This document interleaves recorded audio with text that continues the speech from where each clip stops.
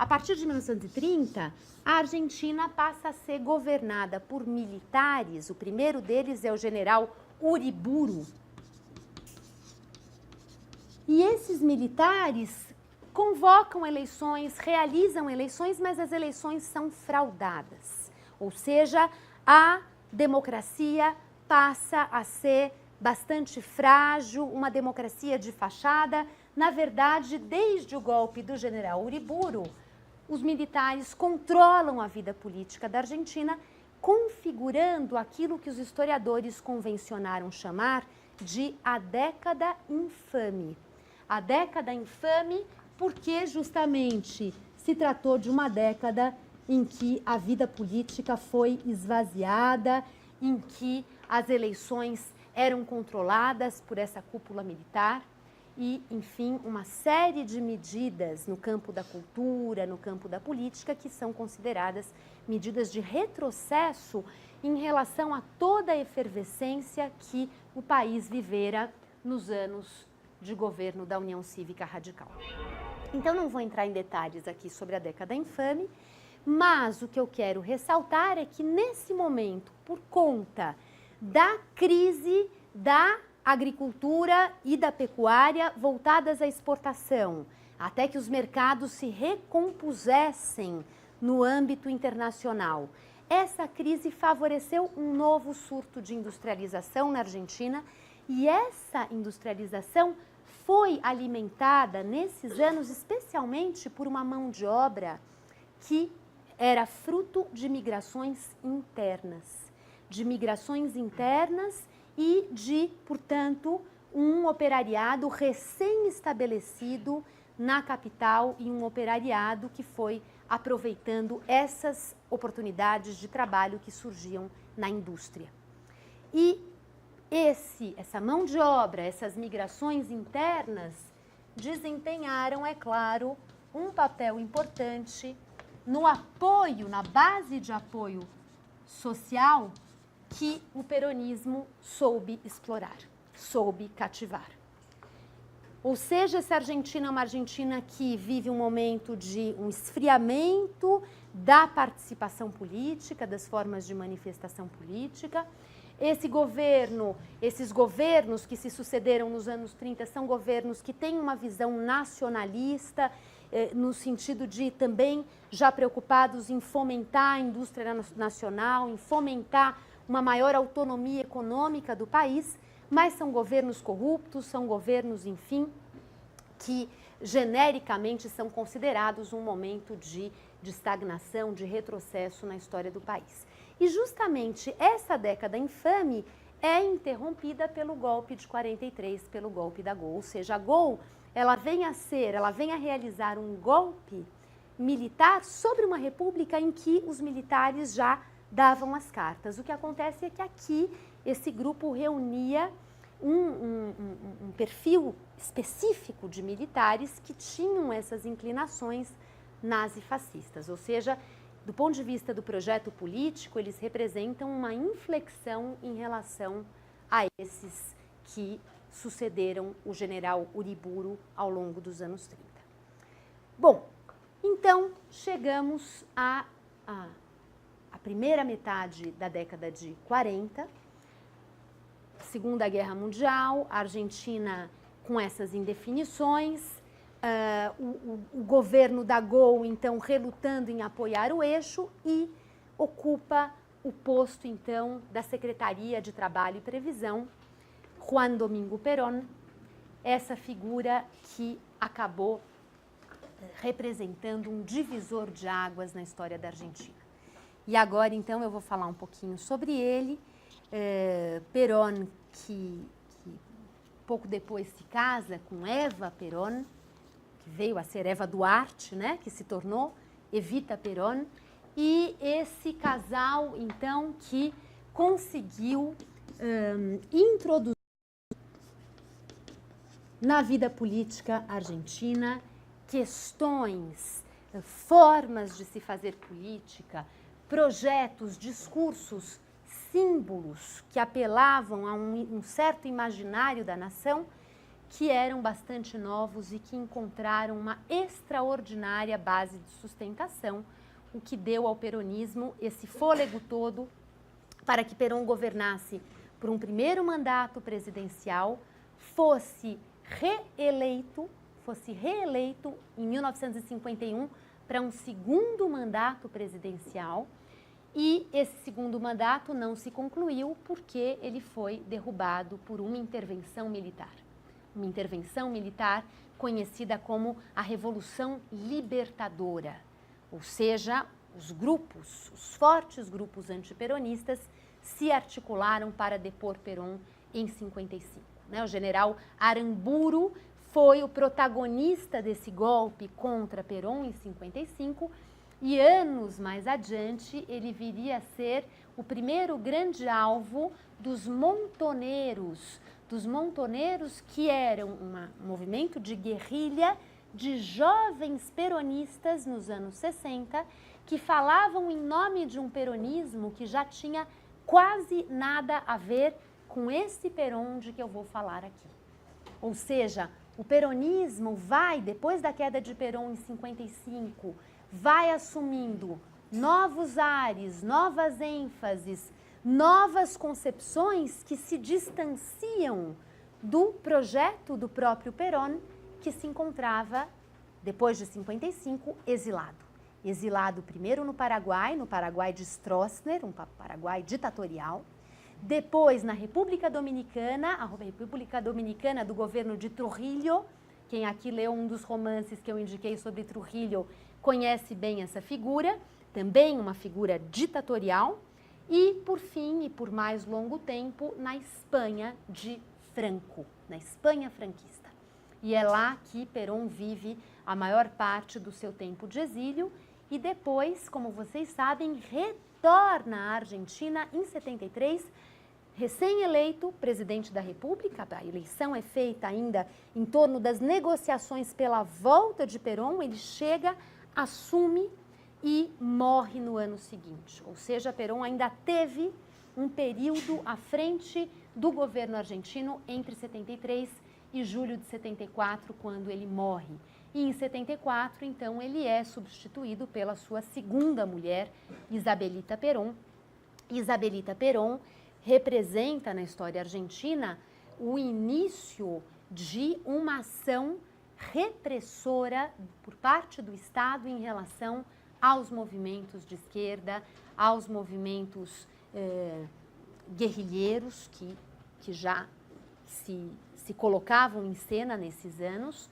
E Isabelita Perón representa, portanto, uma antessala do segundo governo militar argentino, que começa em 76, quando ela, então, é retirada do poder e os militares assumem diretamente o governo. Mas já depois da morte de Perón, Isabelita, assessorada por um homem chamado José López Rega, cria uma organização chamada AAA, e a AAA foi já uma espécie de uma polícia secreta que deu conta de eliminar pessoas suspeitas, de eliminar lideranças de esquerda. Já foi uma organização que atuou na clandestinidade para eliminar os chamados inimigos de Estado. E essa experiência da AAA foi incorporada por toda a estrutura do governo militar depois e foi intensificada, ampliada depois da passagem de Isabelita pelo governo. Mas ela, de alguma forma, depois da morte de Perón, já organizou alguns dos mecanismos repressivos que seriam largamente usados pelos militares nos anos que se seguiram. Então, por essa breve cronologia que eu apresentei a vocês, vocês já podem imaginar o tamanho do problema, ou seja, a complexidade dessa figura que se projeta politicamente apelando aos trabalhadores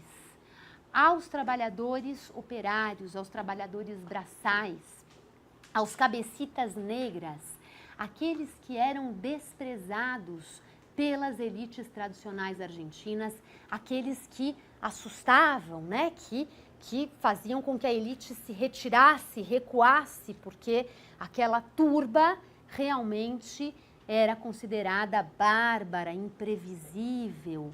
Então, esse conto do Cortázar cria uma imagem que lança a luz sobre o olhar dessas elites argentinas sobre essa gente que perambulava por Buenos Aires, que não participava dos mesmos circuitos e que era uma ameaça, que era estranha.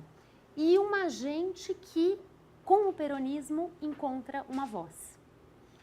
Uma voz que ele, então, vai saber organizar, vai saber colocar em sintonia através de uma série de estratégias, ainda como secretário do Trabalho e Previsión, do Trabalho e da Previdência. Então, Perón adota uma série de políticas voltadas a melhorar as condições salariais, as condições de trabalho desses operários. E essa melhoria se associa a um aumento salarial que vai ser sempre alvo de debates historiográficos. Em que medida os trabalhadores de fato tiveram ganhos reais com o peronismo? Em que medida os salários de fato subiram? Ou os trabalhadores se venderam por um prato de lentilhas, que é o tema do nosso texto, ou seja, por qualquer coisa, né? Se venderam muito barato, se deixaram manipular. O tema da manipulação é um tema central para essa análise sobre as relações entre Perón e a classe trabalhadora. Afinal de contas, por que os discursos de Perón calaram tão fundo nessa classe trabalhadora? Então, por um lado, ele, ainda como secretário, consegue promover aumentos salariais, né? Nesse momento, a perspectiva é clara nesse sentido, de se promover aumentos salariais, depois se tomando o balanço dos outros mandatos de Perón, entra em cena esse debate, afinal de contas, em que medida esses aumentos foram significativos. Ao mesmo tempo, ele cria o chamado aguinaldo. O aguinaldo seria uma espécie de um 13º salário, um 13º salário que seria, então, se tornaria um direito desses trabalhadores assalariados argentinos e, por fim, ele também introduz algumas mudanças no sistema previdenciário visando favorecer esse setor. Então, mudanças no sistema previdenciário que acolheriam melhor as demandas desse setor. E se, por um lado, ele fez isso, ainda como secretário, por outro, ele já deu sinais de um recurso que estaria presente quando ele chegou à presidência da República, ou seja, o recurso de reprimir os sindicatos de oposição, de reprimir os sindicatos tradicionais com plataformas comunistas, anarquistas, plataformas mais independentes e mais combativas. Toda a estratégia do Perón vai no sentido de vincular os sindicatos à sua autoridade, à sua liderança. E os benefícios ofertados às classes trabalhadoras seriam benefícios que viriam da mão de Perón, da figura de Perón. E esse personalismo, essa centralidade da figura do líder vai sendo construída já durante a presença de Perón como um secretário do governo da Gol. Então, por um lado, as melhorias concretas, os benefícios concretos. Por outro lado, o controle, a repressão, a inibição daqueles trabalhadores que se aproximassem dos sindicatos tradicionais, desses sindicatos mais independentes. Então, toda uma pressão para que esses trabalhadores fossem cada vez mais escolhendo se integrar aos sindicatos alinhados ao peronismo. E, ao mesmo tempo, Perón já vai também exercitando as suas estratégias de propaganda política, os discursos inflamados, os discursos em que ele mobilizava o seu carisma, em que ele mobilizava imagens muito fortes que repercutiam em meio a esse público, a essa audiência tão fora do lugar em Buenos Aires. Essa ideia dessa gente, desses cabecitas negras, desses migrantes recém-chegados a Buenos Aires, que se sentiam ali tão fora do lugar, tão ignorados, tão desprestigiados, e de repente um líder se dirige a eles e os reconhece como interlocutores. E nos seus discursos constrói imagens sobre a força desse grupo social, sobre as possibilidades desse grupo social e do lugar que esse grupo social deveria ocupar na nação argentina. Agora, esse lugar não seria um lugar de guerra, de declaração de guerra, de luta contra as elites. Esse lugar seria um lugar de conciliação no âmbito de um conjunto maior e harmonioso. Esse conjunto maior e harmonioso seria a nação. E o corpo da nação seria um corpo integrado, harmoniosamente integrado. Ou seja, o lugar desse grupo a quem Perón fazia apelo não seria um lugar afirmado em detrimento das elites, em detrimento das classes dominantes. Seria um lugar afirmado no diálogo, no encontro, na negociação com esses grupos dominantes. E o porta-voz que seria capaz de levar esse clamor, de levar essa demanda por um reconhecimento do lugar dos trabalhadores no corpo da nação argentina, seria o líder Perón. Ou seja, essa ideia de uma capacidade de representar os anseios da massa quase que naturalmente. Uma ideia que nos lembra dos antigos federalistas e das discussões da historiografia acerca dessa democracia inorgânica que os federalistas também professavam. E não por acaso Perón vai recuperar fortemente a imagem de Rosas, a imagem dos federalistas, ou seja, nessa leitura da história argentina que legitimava o lugar de Perón, os federalistas seriam recuperados. E isso é uma outra frente da historiografia que é muito interessante, ou seja, essa da guerra dos símbolos históricos, que heróis são reclamados por cada uma das partes. E os peronistas, não exclusivamente, há aí algumas coisas que fogem da linha absolutamente lógica, né, da linearidade, eu não vou agora me aprofundar nisso, mas é certo que os peronistas se apoiam em uma tradição dessa relação entre líder e povo, caudilho e povo, que remontava a Rosas, que remontava aos federalistas. Ou seja, Perón apela a essa ideia de que o líder é capaz de recompor esse pacto político, sem fazer uma revolução. A revolução não, ela vem em outros planos, ela vem com uma ideia de uma revolução que vai em busca da justiça social, e a ideia do justicialismo vai se compondo nesses anos, né? Do justicialismo, o que o líder busca para esses setores é a justiça social, mas uma justiça que não significa a conquista do poder em detrimento dos setores dominantes. Então, a justiça, e é o líder quem vai conseguir encontrar a medida certa para esse novo pacto. E nesse sentido, as elites mantêm também o seu lugar, mas as elites também devem aceitar esse pacto, também devem aceitar esse acordo, essa composição. E é em nome disso que Perón ataca sempre as oligarquias. Ele não fala em classe dominante, ele não fala em burguesia, ele não fala em elite como inimigos, mas ele escolhe o termo oligarquia para demarcar um território inimigo que deve também desaparecer para que essa nação mais orgânica pudesse nascer. E as oligarquias quem são? As oligarquias são fundamentalmente as oligarquias fundiárias, as oligarquias que tinham a base da sua riqueza e do seu poder na economia agroexportadora. E, ao mesmo tempo em que as oligarquias eram inimigas nesse projeto de nação justa, também o grande aliado das oligarquias agroexportadoras, o capital imperial, o imperialismo.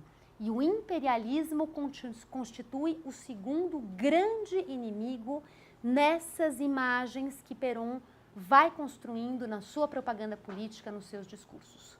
Então, o imperialismo que também drena as forças do país, se aproveita das vulnerabilidades da economia nacional com a anuência das oligarquias. Então, tanto o imperialismo quanto as oligarquias deveriam ser alvo de uma ação conduzida pelo Estado, e o Estado associado a essa figura central do líder, e era o líder quem conseguiria, então, atenuar, combater o lugar, a importância que tinham o imperialismo e as oligarquias em uma realidade social que era permeada pela injustiça. Então, a transformação desse cenário, que reservaria aí sim um lugar a esses setores trabalhadores, viria também por uma transformação da relação entre Estado, setores trabalhadores e as elites. E essas elites, então, deveriam assumir uma postura, uma condição em que elas se depurassem tanto dessa dimensão tradicional oligárquica, fundiária, do grande latifúndio, da grande fazenda, quanto também dessa presença do imperialismo que estava entranhado na economia nacional.